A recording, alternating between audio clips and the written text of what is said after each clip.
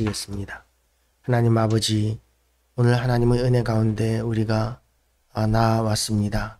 전능하신 하나님 아버지께서 이 시간도 우리에게 임재하여 주셔서 하나님의 크신 영광과 능력으로 덮어주시옵시고, 우리의 모든 연약함 가운데 있는 모든 부족한 것들도 하나님께서 채우시고 강하게 하시고 인도하여 주심으로 인하여 오늘도 우리가 하나님이 주시는 능력으로 하루를 살게 하여 주시옵시고, 우리가 감당해야 되는 모든 싸움들 앞에서 승리를 믿고 또한 승리하며 나아갈 수 있도록 도우시기를 원합니다. 우리의 기도를 통하여 영광 받으시는 하나님, 참으로 전능하신 하나님이시오니 오늘도 우리의 기도마다 하나님께서 응답하시고 또한 역사하시고 이루어 주심으로 인하여 우리의 기도를 통하여 하나님께서 하늘을 움직이시고 땅을 움직이시고 또한 국제 정세를 움직이시고 나라를 움직이시는 위대한 역사들을 우리가 보게 하여 주시기를 원합니다. 오늘도 말씀 앞에 섰습니다. 이 말씀으로 말미암아 또한 우리가 은혜 받으며 우리가 새로워지는 역사가 있게 하여 주시옵소서. 거듭나는 시간 되게 하여 주시옵소서. 예수 그리스도 이름으로 기도드리옵나이다. 아멘.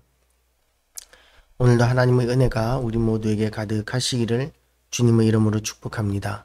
오늘도 참 좋은 날입니다. 이제 날씨가 많이 시원해져서 지금 새벽에는 이렇게 시원하게 쾌적하게 예배를 드릴 수 있게 되었습니다. 유다 땅 총독으로 세움을 받은 때 곧 아닥사스다 왕 제12년부터 제32년까지 12년 동안은 제20년부터네요. 제가 계속 12년이라고 그랬는데 20년부터라고 되어 있습니다. 20년부터 제32년까지 12년 동안은 나와 내 형제들이 총독의 녹을 먹지 아니하였느니라. 총독의 녹은 백성들에게로부터 받는 것이었습니다. 직접 이렇게 왕이 모든 세금을 중앙으로 다 거두어 들여서 각 지방에 있는 고위 관료들에게 이렇게 녹봉을 주는 것이 아니라 그 총독들이 지배하고 다스리고 있는 그 지역에서 직접 세금을 거두어서 자기의 녹봉을 챙기는 것이 그 당시에 관행이었던 것 같습니다. 그래서 녹봉을 받아야 그 녹봉으로 무엇을 하느냐 하면 그것으로 관리들을 먹입니다. 자기의 밑에 있는 부하들을 다 먹이는 것이죠. 그리고 또한 자기도 먹어야 하고, 그리고 각종 이렇게 나라를 운영하는데 자기가 다스리는 지역을 운영하는데 필요한 비용들을 이렇게 사용합니다. 지금으로 치면 총독의 녹이라는 것이 결국은 세금이라고 이렇게 생각할 수 있습니다. 그런데 지금 이 느헤미야는 이 모든 많은 비용이 드는 모든 일들을 위하여 세금을 걷지 않았다라고 이렇게 이야기합니다. 세금을 걷지 않으면 어떻게 됩니까? 이제 그 세금이 필요한 모든 부분에 대한 비용을 자기가 감당해야 합니다. 총독이 감당해야 되는 것이죠. 부하 관료들의 그 세금, 급료를 자기가 지불해야 되고 먹여야 하고, 그리고 이 모든 비용이 들어가는 일들에 대해서 자기가 감당해야 되는 것이죠. 그런데 느헤미야는 그렇게 하지 않았습니다. 왜냐하면 백성들이 성벽 건축에 너무나 고생하고 있기 때문에 그렇습니다. 도리어 이 성벽 공사에 힘을 다하며 땅을 사지 아니하였고 내 모든 종자들도 모여서 일을 하였으며, 이렇게 존귀히 여김을 받아야 하는 자기의 부하들조차도 다 성벽 공사에 했었습니다. 그 이전의 총독들은 어떠했느냐 하면 15절 말씀입니다.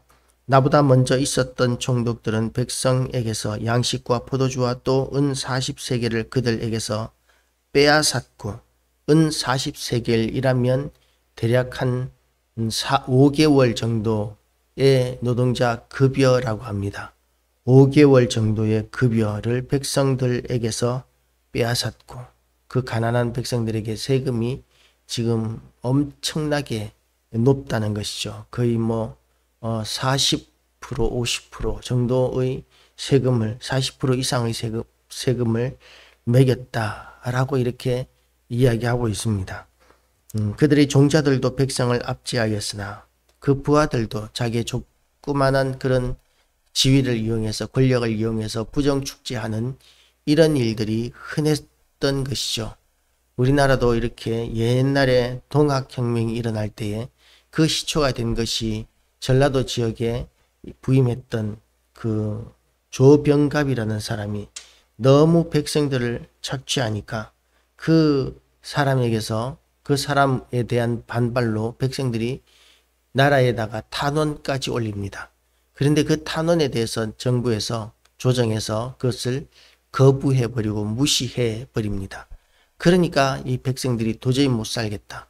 조병갑이 백성들을 수탈하고 압제하는 이런 상황이 너무나 극심하니까 도저히 못 살겠다. 그래가지고 일으킨 것이 이 동학혁명이었고 그 동학혁명을 진압하기 위해서 이제 조정에서는 군대의 힘으로 도저히 안 되니까 일본군을 끌어들이고 그래서 그 동학혁명으로 말미암아 우리나라가 이렇게 일본에 예속되는 그것이 가속화되는 그런 결과가 나왔던 것이죠. 그래서 동학혁명은 일본에게는 조선을 삼키는데 절호의 기회를 제공한 그런 운동이 되어버렸는데 그 원인이 조병갑이라는 그런 탐관오리, 옛날로 치면 탐관오리 때문이었다는 것이죠. 그런데 이전의 총독들은 이 백성들에게 대해서 그런 무리한 세금들을 받았다는 것입니다. 왜 이렇게 받았느냐 하면 그래야 유지가 되기 때문에 그랬을 것이고 자기도 좀 챙길 것이 남아나기 때문에 그랬을 것입니다. 그런데 느헤미야는 그러지 않았다는 것이죠. 성벽 공사에 힘을 다하며 땅을 사지 아니하였고 이렇게 백성들이 어렵고 힘든 가운데 있으면 백성들이 자기의 땅을 헐값에 내다 팔기도 하는 이런 기회들이 많았을 것입니다. 예나 지금이나 땅이 많으면 그 땅으로 말미암아 부자가 되는 기회가 많아지게 됩니다. 지금은 땅값이 오르니까 그것 때문에 이제 부자가 되는 사람들이 많아지고 있죠. 갑자기 개발을 한다든가 뭐 그런 일들이 생기면서 땅값이 천정부지로 오르고 그래서 땅을 팔았던 지주들이 이 갑부가 되는 일들이 갑자기 갑부가 되는 벼락부자가 되는 일들이 우리나라에 굉장히 많이 있었습니다. 지금도 그렇게 있는지 모르겠지만 하여튼 굉장히 많이 있었습니다. 그런데 지금 옛날에는 땅이 많으면 소득이 많아지게 됩니다. 농사를 지으니까 거기에 일꾼을 두고 그렇게 그 농사를 지으면 그러면 수익이 많아지게 되고 재산이 많아지게 됩니다. 기회입니다. 어려운 시기에 돈이 있으면 그러면 기회가 생기는 것이죠. 우리나라 IMF 터졌을 때에 나라가 굉장히 어려워졌었습니다. 그런데 그런 어려워진 상황 가운데서 정말 기회를 잘 탄 사람들이 있었습니다. 현금을 가지고 있었던 사람들은 천정부지로 치솟는 그 이자로 말미암아서 많은 수익을 얻었었습니다. 그래서 어려운 시기가 되면 연약한 사람들은 가진 것이 없는 사람들은 어려움을 겪지만 그러나 부유한 사람, 힘 있는 사람들에게는 오히려 나라가 어려워지는 것이 기회가 될 수 있습니다. 그런데 지금 느헤미야는 그런 어려운 시기 백성들이 성벽 공사로 말미암아 어려움을 겪고 있고 가난해져 있고 배고파져 있는 이 시기에 부자가 될 수 있는 기회가 있는데도 불구하고 그 기회를 사용해서 땅을 사지 아니하였고 그리고 또한 부자가 되고자 하지 않았다라고 이렇게 이야기하고 있는 것이죠. 이 모든 일들의 원인이 이 18절 마지막 부분에 보면 이 백성의 부역이 중함이었더라. 이 백성의 부역이 중함이었더라. 백성들을 사랑하는 마음, 백성들의 형편을 살피는 마음이 느헤미야에게 있었던 것이죠. 우리가 이렇게 지도자로서 백성들에게 행하는 것들이 백성들의 형편을 살피는 것은 어느 정도 할 수 있습니다. 그리고 또한 그 불쌍히 여기는, 가난한 백성들을 불쌍히 여기는 것, 가난한 이웃을 불쌍히 여기는 것도 쉽게 할 수 있습니다. 악인들에 대해서 의분을 느끼는 것 우리가 쉽게 할 수 있습니다. 저절로 될 수 있는 일들이 기도한 것이죠. 그런데 우리가 지도자로서 이해관계에 얽혔을 때 거기에 대한 어떤 실천을 하는 문제는 다른 문제입니다. 우리가 이렇게 재판들을 보더라도 똑같은 재판, 똑같은 범죄에 대해서 어떤 사람에게는 무거운 형벌이 떨어지고 어떤 사람에게는 그보다 가벼운 형벌이 떨어지거나 아니면 아예 무죄가 판결되거나 집행유예가 되거나 이러는 경우들도 우리가 많이 보게 됩니다. 이해관계와 또한 판사가 누구에게 공감하느냐에 따라서 형량이 달라지게 되는 것이죠. 그런 일들이 생겨나는 이런 일들은 악한 상황이라고 볼 수 있습니다. 지도자가 된다면 언제나 법 앞에서 공평해야 한다는 것이죠. 정의라는 말의 의미가 그것이죠. 모든 사람에게 공평하게 나눈다라는 것입니다. 그리고 또한 법이라는 말의 그 의미도 마찬가지입니다. 법도 결국은 이렇게 물이 흐르는 것과 같이 평평하게 되는 것, 물이 낮은 곳으로 흐르고 그리고 또한 그렇게 낮은 곳으로 흐른 물이 낮은 곳에서 이렇게 평평하게 이렇게 고이는 것, 그것이 법과 같다라고 해서 법정신입니다. 공평하게 정의를 이루는 것, 그것이 법의 정신이고 지도자의 통치 이념이어야 합니다. 그런데 그 공평에 대한 개념이 다르죠. 어떤 사람은 능력에 따라서 공평해야 한다. 어떤 사람은 능력이나 노력은 어떠하든지 간에 무조건 소득이나 이런 최종적인 부분에 있어서 공평해야 한다.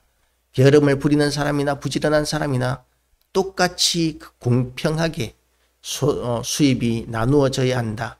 뭐 이렇게 생각하는 사람도 있고 그리고 열심히 일하는 사람들이 더 많이 가져야 한다 라고 생각하는 사람들도 있습니다. 그런데 거기에 따라서 이렇게 판결이 달라지게 되는 것이죠.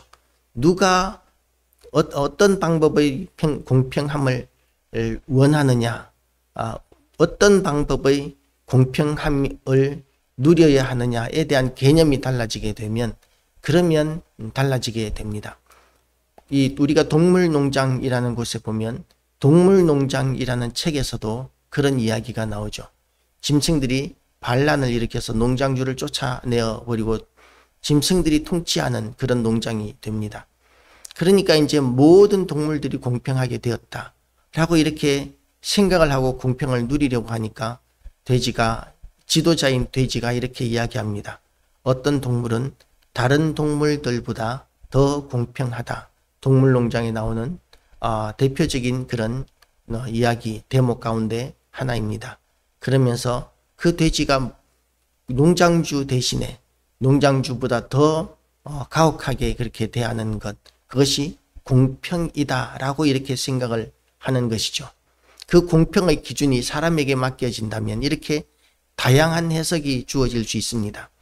그래서 우리는 하나님 앞에서 공평과 정의의 명을 받았는데 공평과 정의의 정의조차도 그것은 내 마음에 옳은 대로가 아니라 하나님께서 말씀하신 대로여야 합니다. 하나님께서 뜻하신 대로 말씀하신 대로가 아니면 내가 생각하는 공평이 아닐 수 있습니다. 무엇이 공평이겠습니까? 하나님의 말씀이 공평이고 정의입니다. 그래서 공의와 정의, 공평과 정의, 이 모든 것들이 하나님의 말씀입니다. 그래서 세상의 모든 법들이 사실은 성경을 기반으로 하고 있습니다.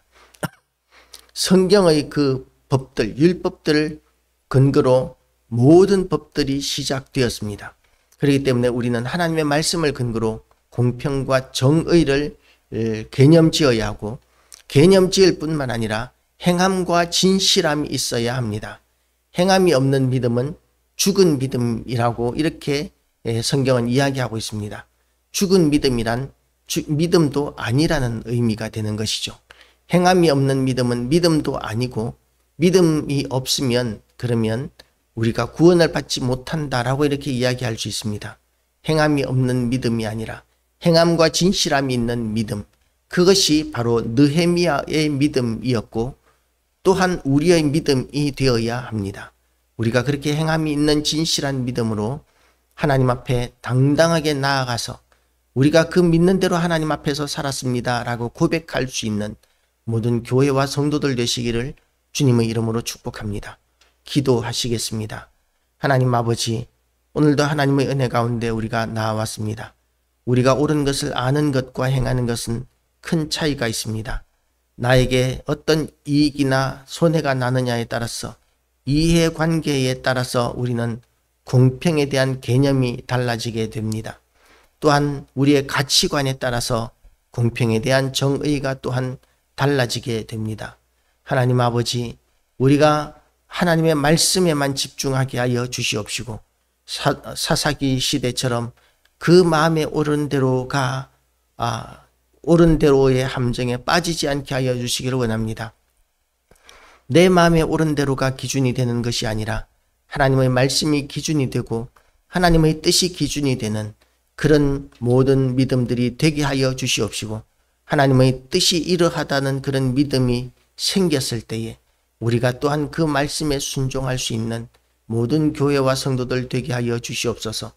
오늘도 우리를 인도하시는 하나님께 찬양과 영광을 돌려드리오며 모든 말씀 주 예수 그리스도 이름으로 기도드리옵나이다. 아멘.